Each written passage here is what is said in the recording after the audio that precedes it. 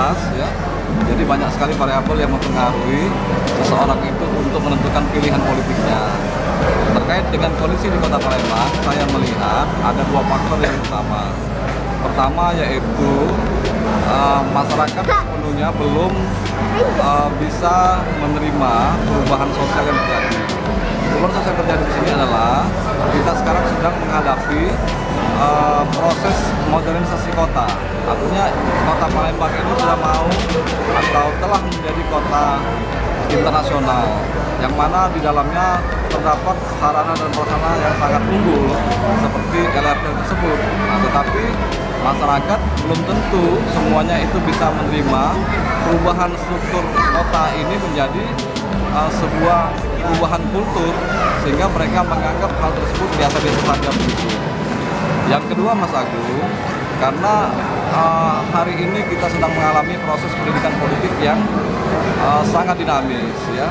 Artinya masyarakat kita juga tidak semuanya itu memiliki atau masuk ke dalam kelompok perilaku pemilih yang rasional ya. Perilaku pemilih yang rasional itu adalah perilaku pemilih di mana mereka itu menganggap sebuah perubahan dalam pembangunan kota itu sebagai sebuah kebijakan publik yang unggul. Dengan adanya LRT dan sarana dan prasarana kota yang sudah dibuat oleh pemerintah ya, itu masih dianggap sebuah hal yang belum dirasakan manfaatnya secara baik. Nah, sehingga mereka tetap memutuskan pilihan mereka secara emosional begitu, bukan rasional berbasis kepada kebijakan publik yang unggul. Pak, satu lagi, kalau dikaitkan dengan kebijakan publik, kira-kira apa persoalan khususnya di Palembang yang harus menjadi perhatian pemerintah pusat jika nanti sudah terpilih lagi presiden?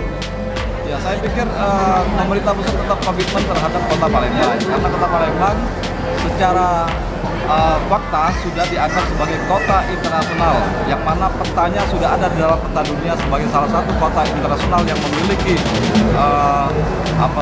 identitas secara internasional begitu. Jadi saya pikir pembangunan di Kota Palembang tetap harus dilanjutkan, karena Kota Palembang sebagai salah satu kota penyangga kota ibu kota